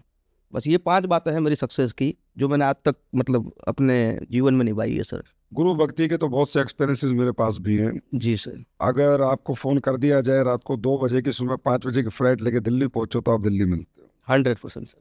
आज तक आपने अपने अपलाइन को क्यों, किंतु परंतु जैसे शब्दों का उपयोग ही अपने जीवन में नहीं किया। नहीं किया सर। तो मैं भी कह सकता हूँ, और ये तो मैं कहूँगा हर डायरेक्ट सेलर को, कि अगर कुणाल सर बनना है तो आपको ये सब फॉलो करना ही होगा। अच्छा, एक बात बताओ कुणाल सर, आपकी टीम में बहुत छोटे छोटे बच्चे आए थे, 20, 21, 22 साल के, यस।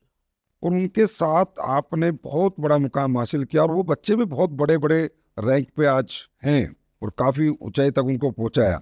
तो उनके साथ काम करने में आपको कोई कठिनाई नहीं आई? सर, कठिनाई तो आई है, लेकिन मैंने जब तक जाना है बिजनेस डुप्लीकेशन का है, तो मैंने जो अपने अपलाइन से जो सीखा है ना, वो पूरी जेरोक्स कॉपी अपने लोगों को बनाया है, नीचे लोगों को बनाया है। तो वो छोटे बच्चे तो थे, लेकिन वो बच्चों को मैंने रात रात भर बिठा के सिखा के तोप जैसा बना दिया। मतलब वो बच्चे हैं लेकिन मार्केट में जाए तो लीडरशिप मतलब फूंक के आए।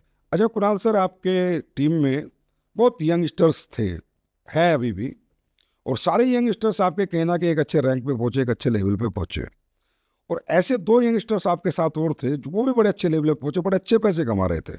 आखिर ऐसा क्या हुआ कि पैसे कमाते हुए, अच्छे पैसे कमाते हुए, वो आपको छोड़ के कहीं और चले गए? सर, अभी ये तो मैं कह नहीं सकता हूँ कि वो क्यों चले गए, लेकिन इतना कह सकता हूँ कि जब पैसे लोग कमा लेते हैं तो उसको माइंड के अंदर कहीं ना कहीं थोड़ा बहुत ईगो जैसा आता है। और आज भी मेरे लिए मेरे बच्चे हैं, और मैंने कभी भी उनको मतलब गलत तरीके से या उस तरीके से मैंने अपने डाउनलाइन को देखा ही नहीं है। अब मैं एक बाप का रोल निभा रहा था, एक बड़े भाई का रोल निभा रहा था। उनको लगा होगा कि मैं अपलाइन का रोल निभा रहा हूँ। जैसे कभी कभार हुआ होगा डांटना वगैरह, ये आप भी डांट देते हो सर, तो हम तो कभी ऐसा बुरा लगाते नहीं है। हम भी एक बाप की तरह ही मानते हैं आपको, तो हमने भी यही सोचा था कि वो भी हमें बाप की तरह मानते होंगे। अब माइंड तो सर ऐसा नहीं था, लेकिन पता नहीं किसने भरमाया होगा या किसने कुछ कहा होगा, और उन्होंने, छोटी उम्र थी सर और पैसे ज़्यादा आ गए थे, तो माइंड में कुछ हुआ होगा। लेकिन आज तक मुझे पता नहीं चला है कि क्या हुआ था। मैं तो आज भी उनको मानता हूँ कि भाई कोई भी जगह हो, हम अपना काम कर रहे हैं, वो अपना काम कर रहे हैं, सारे लोग पैसे कमाए, यहाँ पे भी पैसे कमा रहे थे, जहाँ कहीं भी गए हो वहाँ पे भी पैसा कमाए। जैसे ऐसा कह सकते हैं सर कि हम किसी को डांट देते हैं और किसी को बुरा लग गया तो कोई तीसरा व्यक्ति बीच में आके उसका फ़ायदा उठा गया होगा, और जो छोटी बात थी उसको बड़ी बना के दिखा के मतलब आपको डांटते हैं, आपको ऑफलाइन ये करते हैं वो करते हैं, ऐसे करके दिमाग में मतलब डाला जाता है। ऐसा कुछ हुआ होगा, ज़्यादा कुछ आइडिया नहीं है सर। तो नाराज तो नहीं हो ना आप? नहीं, नाराज़ नहीं हूँ सर, नाराज़ क्यों होऊंगा सर? मैं भी पैसे कमा रहा हूँ, वो भी अपने दुनिया में मस्त है, हम भी अपने दुनिया में मस्त है। बस मुझे ये लगता है कि कहीं ना कहीं जो मेरा एक्सपीरियंस है कि जब एक छोटी उम्र में कोई व्यक्ति पैसे यहाँ कमा लेता है इस इंडस्ट्री में, तो कहीं ना कहीं उसको ये लगता है कि ये सब मुकाम तूने हासिल किया। उसको नहीं पता है कि एक पूरा सिस्टम काम कर रहा है, पूरी कंपनी काम कर रही है, प्रोडक्ट अपना काम कर रहा है, सिस्टम, पे आउट, अपलाइन, और कहीं ना कहीं वो वहम में उन्हें अहम आ जाता है। यस। और वहम में अहम आके वो कहीं ना कहीं अपने पैरों पे कुल्हाड़ी मार लेते हैं और अपना बड़ा नुकसान कर लेते हैं। और इसी में मैं बता रहा हूँ, जिसने 2-4 कंपनियों में काम कर लिया या जिसकी उम्र ज़्यादा है, उसको एक बार तरक्की दे तो वो तरक्की को पकड़ के बैठा रहता है, तरक्की से दूर जाने की कोशिश नहीं करता। ये होता है कुणाल सर, ये हमारे भी कुछ एक्सपीरियंसेस हैं कि यस। खासकर यंगस्टर्स, छोटी उम्र के बच्चे जब यहाँ एक मुकाम पर हासिल करते हैं तो कहीं ना कहीं ये छोटी मोटी गलतियां उनसे हो जाती है, पर हमें किसी से नाराज नहीं होना चाहिए। God bless everybody. Yes. Kunal sir, यहाँ पर ऐसा भी कहा जाता है कई लोग जब अपलाइन थोड़ा कड़क होता है या सिस्टम को ज़्यादा फॉलो करता है या कोशिश करता है कि उसका हर डाउनलाइन सिस्टम को फॉलो करे, तो बोला यार अपलाइन की हमें गुलामी करनी पड़ती है, या अपलाइन तो हमारा बॉस बन गया, हम क्यों गुलामी करें, और ये तो इंडिपेंडेंट बिजनेस ओनर है हम यहाँ, ये तो फ्रीडम का धंधा है, फिर हम यहाँ क्यों घुट रहे हैं? ऐसा क्यों, मतलब ऐसी ये अनमेच्योरिटी क्यों डेवलप होती है लीडर्स में? सर ये लोगों की सोच होती है, रियल में यहाँ पे ऐसा कुछ नहीं है। अपलाइन कड़क होना ही ज़रूरी है तो ही सफलता मिलेगी, मैं तो ये मानता हूँ। क्योंकि हमने जब छोटे थे पढ़ाई करी थी तो हमारा टीचर भी था जो हमें डांटता था, हमें मारता था और सिखाता था, तो हम वहाँ पे सीखते थे। तो यहाँ पे भी अपलाइन एक बाप के समान है, एक टीचर के समान है। एक टीचर की स्टूडेंट गुलामी थोड़ी करता है। तो यहाँ पे जो गुलाम वाली बात आती है, डांटने वाली बात आती है, ये कुछ नहीं है सर। और यहाँ पे मैं तो मानता हूँ कि ऐसी अपलाइन होनी चाहिए, डांटने वाली, क्योंकि एक बाप अगर डांटने वाला होता है तो उसका बच्चा बड़ा बनता है। वैसे अपलाइन अगर डांटने वाली हो और उसका ख्याल रखने वाली हो तो एक डायरेक्ट सेलर नेटवर्क भी बड़ा बनता है। यहाँ पे बॉस वाली कोई बात नहीं है। बॉस वाली कोई बात नहीं है सर।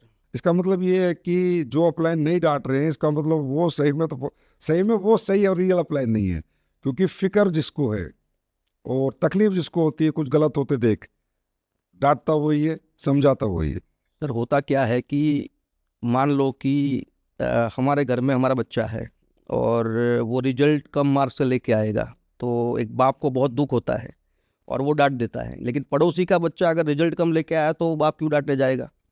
वैसे यहाँ पे मैं ऐसा भी नहीं बोलता हूँ कि जो डांटता नहीं वो सही अप्लाई नहीं है, लेकिन जो आपकी केयर करता है, जो आपको दिल से मानता है, जो आपको दिमाग में नहीं रखता। कई लोग होते हैं जो दिमाग में रख के काम करते हैं कि मुझे इससे इतना पैसा कमाना है, ये करना है, इसलिए इतना धंधा लेना है।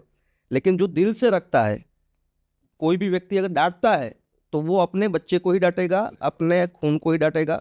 वैसे मैं ये मानता हूँ कि अगर अपलाइन डांटता है तो वो आपके लिए अच्छा है। तो कुणाल सर, आपके हिसाब से अपलाइन और डाउनलाइन का रिश्ता कैसा होना चाहिए? सर अपलाइन और डाउनलाइन का रिश्ता एक बाप और बेटे के समान होना चाहिए। बीच में एक छोटी सी भेदरेखा होनी चाहिए, जिसको मैं मानता हूँ एक मान सम्मान भी होना चाहिए एक दूसरे के बीच में। और अपलाइन और डाउनलाइन के रिश्ते अगर एक बाप बेटे के समान होंगे, अगर एक बेटा समझता है कि अपलाइन मेरा बाप है और एक बाप समझता है कि मेरी डाउनलाइन मेरा बेटा है, तो ये रिश्ता बहुत आगे चलेगा सर। मतलब प्रेम का, सद्भाव का, सच्चाई का, ईमानदारी का, केयरिंग का, ये रिश्ता दोनों के बीच में एक दूसरे के लिए होना चाहिए। सही। बिल्कुल सही कह रहे हो आप। जब ऐसे रिश्ते होते हैं और ऐसी एक दूसरे के प्रति फीलिंग्स होती हैं तो एक बहुत विशाल और बहुत मजबूत नेटवर्क बनता है जिसको कोई नहीं ला सकता। यस। तो कुणाल सर, आपके हिसाब से एजुकेशन सिस्टम का डायरेक्ट सेलिंग में कितना महत्व है?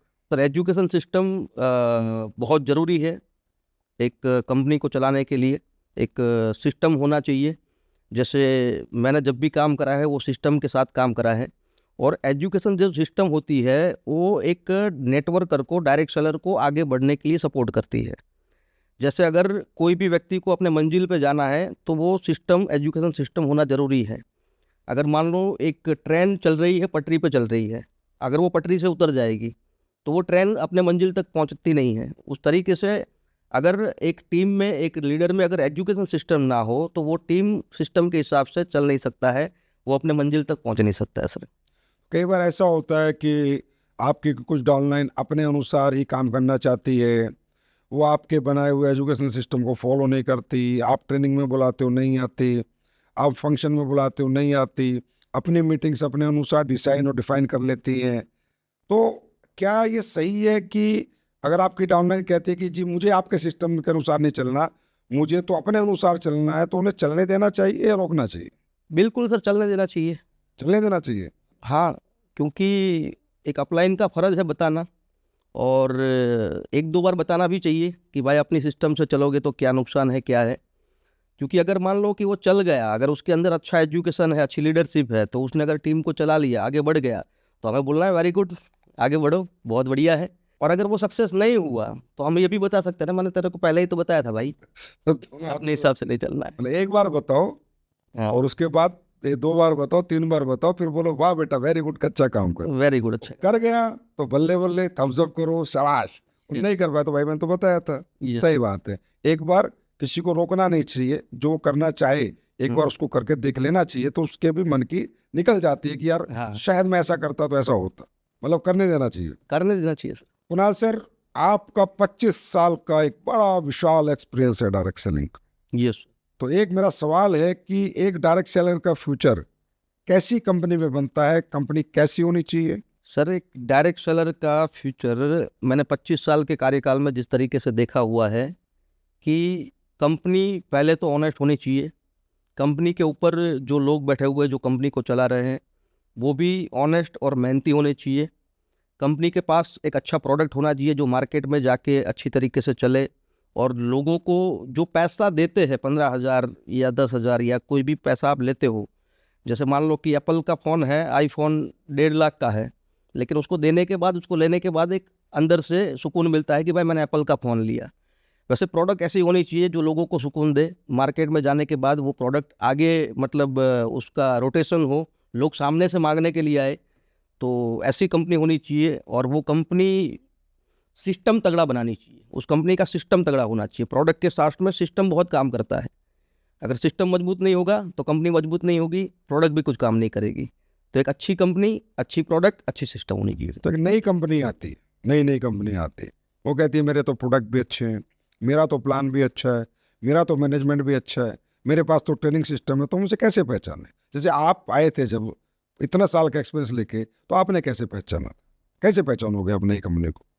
सर मैंने तो रियल में बताऊँ, पहले जब आपसे मुलाकात हुई और आपको मैंने काम करते हुए देखा, तो मैं इतने साल से मैंने काम करा हुआ है, मैं एमडी को 5 मिनट मिला हूँ, मतलब मुलाकात भी नहीं होती थी।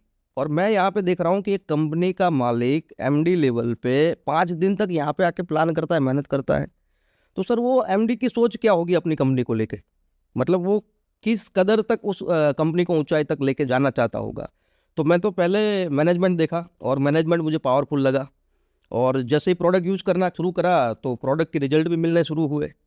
और यहाँ का मैंने प्लान भी देखा तो प्लान भी बहुत तगड़ा था, मतलब आने वाले फ्यूचर में डायरेक्ट सेलर जो सोच के चलता उस तरीके से प्लान था। और प्लान में जो पैसा था वो पैसा भी समय से मिलता था, क्योंकि मैंने देखा हुआ है कि कई कंपनियां, अब क्या बोलूं मैं, लेकिन 2800-1800 के चेक देने के लिए भी मतलब प्रॉब्लम करती है, और यहाँ पे लाखों रुपए के चेक एक सेकंड में ट्रांसफर होते हैं। तो यहाँ पे मुझे अपना कैरियर दिखाई दिया था। डायरेक्ट सेलर क्या देखे एक नई कंपनी में, कैसे पहचाने? ये हम डायरेक्ट सेलर को बस सर जो मैंने बताया उस तरीके से वही देखना चाहिए कि आप जिसके साथ जुड़ रहे हो, जिसके साथ काम करना शुरू कर रहे हो, वो लोग कैसे हैं। क्योंकि लोग गलतियां क्या करते हैं कि खुद गलत कंपनियों में जुड़ जाते हैं, गलत मैनेजमेंट में जुड़ जाते हैं, और गलत कंपनियों की वाहवाही करते हैं, जिसके कारण से आज नेटवर्क मार्केटिंग, डायरेक्ट सेलिंग को मार्केट में कई अपर वर्ग है जो नेगेटिव लेता है। तो एक डायरेक्ट सेलर को वहाँ का मैनेजमेंट देखना चाहिए, वहाँ की एजुकेशन सिस्टम देखनी चाहिए, और वहाँ का प्रोडक्ट देखना चाहिए, और वो प्रोडक्ट कैसे बनता है, उसका इंफ्रास्ट्रक्चर है कि नहीं है, कि क्या है, कि लोगों से खरीद के ला रहा है, कि कोई जुगाड़ चल रहा है, कि क्या है। एक डायरेक्ट सेलर, एक नेटवर्कर को ये सारी चीज़ें देखनी चाहिए। लाइक डायरेक्ट सेलर को किसी भी कंपनी में फ्यूचर लगाने से पहले पूरी तह तक जाना चाहिए, पूरी तहकीकात करनी चाहिए, फुल मेहनत करनी चाहिए, क्योंकि एक बार ट्रेन में बैठ गया तो सफ़र शुरू हो ही जाएगा। हो ही जाएगा सर, सही है। कुणाल सर, ये बताइए को लाइन से हमारे कैसे रिश्ते होने चाहिए? सर वैसे डायरेक्ट सेलिंग में कहा जाता है कि क्रॉस लाइन से रिलेशन ना रखो, लेकिन मेरे कहने का ये है कि क्रॉस लाइन में जो लीडर है अगर मैच्योर है तो उनके साथ अच्छे व्यवहार रखने चाहिए, अच्छे संबंध रखने चाहिए। एक सपोर्टिंग नेचर होना चाहिए सर, एक दूसरे को सपोर्ट करने की भावना होनी चाहिए, ना कि खींचने की भावना। क्योंकि सब एक ही टीम, हाँ, सब एक ही टीम है सर, एक ही कंपनी है। अच्छे रिश्ते होने चाहिए। अच्छे रिश्ते होने चाहिए। और सर मैं बताऊँ, मेरे तो रिश्ते क्रॉस लाइन से बहुत बढ़िया रहते हैं। अच्छा कुणाल सर, आपने भी कम उम्र में भी पैसा कमा के देखा, और आपकी 2000 में शुरू की, उस टाइम 18 साल के थे, तो अभी भी आपकी उम्र बहुत ज़्यादा नहीं हुई। Yes sir. इतना पैसा कमाया आपने, आप में कभी मैंने घमंड नहीं देखा, और कभी किसी भी मतलब आपके अपलाइन ने शिकायत नहीं की कि कुणाल के अंदर कोई ईगो है या कोई घमंड है। तो कैसे कंट्रोल रखा, जबकि यहाँ एक कुछ थोड़ा सा पैसा कमा के लोग इतने घमंड में आ जाते हैं कि अपनी मन मर्जी, और अपलाइन कुछ नहीं है और सिस्टम कुछ नहीं है। तो सबसे पहले तो ये बताया कि आपने कैसे कंट्रोल रखा, और लोगों में ये भावना ना आए घमंड की, उनको क्या करना चाहिए? सर पहली बात तो मैं बहुत नीचे से लेवल से ऊपर आया हूँ, तो मुझे आज भी पता है कि मैं जब कुरियर में काम कर रहा था तो कितनी मेहनत कर रहा था। और ये जो घमंड वाली बात है, तो कहीं ना कहीं एक कंपनी मैंने करी थी छोटी उम्र में, तो वो छोटी उम्र में थोड़ा बहुत घमंड आया था, रियल बताऊं। और वही घमंड के कारण से टीम भी टूट गई थी और अल्टो भी खिंच गई थी। तो मैंने ये जीवन के अंदर सीख लिया था कि कितने भी बड़े बन जाओ, कितने भी ऊपर चले जाओ, लेकिन अपने आप को जहाँ पे है वहाँ ही समझना है, क्योंकि जो भी मिला है वो जगह से मिला है, वो अपलाइन से मिला है। तो कभी भी घमंड नहीं करना चाहिए। और रियल बताओ, मैं अपने पर्स में आज भी एक 50 की नोट लेके घूमता हूँ, मैं आपको दिखा भी सकता हूँ। अच्छा, ये 50 का नोट है। कुछ भी ना हो तो जैसे थे वैसे तो है ही, यहाँ से रिक्शा करके घर चले जाएंगे। मतलब अपने आप को आज भी छोटा मानता हूँ, कभी मैंने बड़ा नहीं माना है, कितने भी करोड़ रुपए कमा लिए। तो लोगों को घमंड ना आए, उनको क्या करना चाहिए सर? सर बस अपने आप को देखना चाहिए कि हम कहाँ पे थे। आज भी मैं, क्या थे, किसने हमें काम सिखाया, किसने हमें उंगली पकड़ के चलना सिखाया, यस, कौन रात रात भर हमारे साथ जागा, किसने रात रात भर हमारे प्लान किए, जब हमें तकलीफ हुई कौन साथ खड़ा हुआ, भूख लगी तो किसने खिलाया। सही बात है, अगर हम ये सब याद रखें और अपना पुराना समय याद रखें तो शायद किसी को भी जीवन में घमंड ना आए। Yes sir. एक चीज भी है ना, कोई देखे कि ना देखे, ऊपर वाला तो दिख रहा है। ऊपर वाला सब देख रहा है। हाँ, ऊपर वाला सब दिख रहा है सर, सब फल देंगे। अरे कुणाल सर, एक बात बताओ, सोना बहुत पहनते, और मैंने देखा है कि इतना शौक है, आज तो शुक्र है कि अंगूठियां शायद आप पॉडकास्ट के चक्कर में नहीं उतार के आए हो कि भाई ज्यादा अंगूठियां ना दिखे, नहीं तो गले में इतनी मोटी चैन, हाथ में इतने मोटे मोटे कड़े, 10 की 10 उंगली। इतना शौक कैसे लगा सोने पहनने का आपको? सर मतलब हमें हमारी कंपनी में लोग कहते हैं आपको गोल्ड एसलीपीएस गोल्डमैन। गोल्डमैन, एसलीपीएस गोल्डमैन। जी यस जी। इतना शौक कैसे लगा आपको सुनने का? सर, मैं 11वीं 12वीं कक्षा में था, तो मेरा एक दोस्त था, वो बहुत सारा सोना पहन के मारुति गाड़ी लेके आता था। तो उसको देख के ना मुझे वो टाइम जलन हो रही थी बहुत ज़्यादा, कि यार मैं कैसे घर में पैदा हुआ, कि ये कैसे घर में पैदा हुआ, ये इतना सोना पहन के आ रहा है। और लड़कियां भी उसके पीछे सारी भागती रहती थी, क्योंकि वो गाड़ी वाड़ी लेके आता था। तो वहाँ से माइंड के अंदर एक एक दिल में एक गोल था कि कभी ना कभी पैसा कमाऊंगा ना, तो मैं भी ऐसे गोल्ड पहनूंगा। तो डायरेक्ट सेलिंग में काम करते करते 15 साल तक तो मौका नहीं मिला, लेकिन एसलीपीएस का अच्छा प्लेटफॉर्म मिला जिसके कारण से पैसे कमाए, तो आज अपने शौक को मैं पूरा कर रहा हूँ। मतलब ये तो डायरेक्ट सेलिंग में सूट पहनना पड़ता है सर, नहीं तो मैं पूरा गोल्ड यहाँ से वहाँ से लेके पूरा पहन के घूमता हूँ। और मैं चाहूँ तो सोने का शर्ट, सोने का पैंट भी सिलवा लूँ, इतना मुझे शौक है। कितने का गोल्ड होगा आपके पास? सर बहुत सारा है, मुझे भी कुछ पता नहीं है। इस डायरेक्ट सेलिंग के सफ़र में, 25 साल के सफ़र में, कुछ सालों से आपका सफ़र रहा एसलीपीएस वेलनेस में, अभी कितना पैसा कमा चुके हैं? सर बस यहाँ पे आधा अरब होने में थोड़े से बाकी है। आधा अरब होने में थोड़े से या ज़्यादा? आधा अरब। आधा अरब? अरब। वाह, कांग्रेचुलेशन। अच्छा कुणाल सर, 2025 में आपकी क्या प्लानिंग है? सर 2025 में मेरी बहुत तगड़ी प्लानिंग है। अभी 2 दिन पहले ही मैंने अपने लीडर्स को बुला के 6 महीने का पूरा प्लानिंग कर दिया है।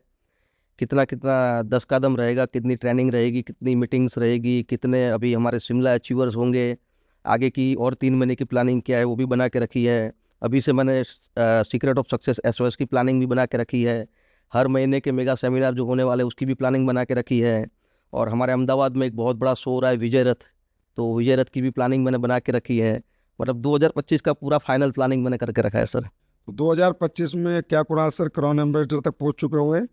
सर 100%, अगर मेहनत यही रही और बॉडी सपोर्ट करती रही, साथ साथ देती रही, तो 100% क्राउन एम्बेसडर। अच्छा कुणाल सर, मैंने सुना पिछले कुछ दिनों से आपकी तबीयत बहुत ख़राब है और आपने हॉस्पिटल में भी टेस्ट कराए और आपकी काफ़ी तबीयत ख़राब निकली, और वो भी मुझे पता है कि आप कितनी टूरिंग, रोज़ इधर से उधर जाना, इधर उधर का खाने से काफ़ी आपको प्रॉब्लम आई। मैंने बहुत बार कहा आप रुक जाओ, आराम करो, बहुत बड़ा बिजनेस है, इतना कुछ नहीं होगा, लीडर्स मैच्योर है हमारे, पर आप रुक ही नहीं रहे। आप अभी भी लगे हुए हो, इतनी मीटिंग करते हो आप, थोड़ा सा तबीयत का ख्याल रखना चाहिए आप। सर रुकना मैंने सीखा नहीं है, और एक डायरेक्ट सेलर को रुकना नहीं चाहिए। और तबीयत तो सर चलती रहती है, मतलब ख़राब है, अच्छी है, लेकिन जब जब मुझे ऐसा लगता है कि मैं मार्केट में जा सकता हूँ तो मैं मार्केट में जाता हूँ, मीटिंग लेता हूँ, ट्रेनिंग लेता हूँ, फिर थोड़ा रेस्ट भी कर लेता हूँ, फिर जाता हूँ, फिर रेस्ट करता हूँ। नहीं कुणाल सर, मैं आपकी भावना को समझता हूँ, लेकिन मैं अपनी तरफ से आपको एक सजेशन दूंगा, एक सलाह दूंगा, थोड़ा सा तबीयत अगर नासाज है तो एक बार उसको ठीक करें, शरीर को पूरी तरह स्वस्थ करें और फिर मार्केट में निकलें, हम संभाल लेंगे, कोई दिक्कत वाली बात नहीं है। तो कुणाल सर चलो जाते जाते एक रैपिड फायर राउंड आपके साथ करते हैं, कुछ बातें आपके बारे में जानते हैं। कुणाल सर, आपको खाने में क्या पसंद है? गुजराती दाल बाटी। आपका रोल मॉडल कौन है? मिस्टर संजीव कुमार जी। आप? आपकी घूमने की सबसे पसंदीदा जगह कौन सी है? Jim Corbett Nainital. आपकी फेवरेट मूवी? सर गुरु। आपको सबसे ज़्यादा कौन सा रंग पसंद है? Black sir. आपकी ड्रीम कार? Rolls Royce. आज हमें कुणाल सर के साथ बात करके बहुत मजा आया, हमें बहुत कुछ सीखने को, जानने को और समझने को मिला। देखते रहिए, अगली बार फिर एक शानदार व्यक्तित्व लीडिंग लीडर्स के इस पॉडकास्ट पे आएगा और उनसे भी हमें सीखने को, सुनने को और समझने को और जानने को बहुत कुछ मिलेगा। बहुत बहुत धन्यवाद।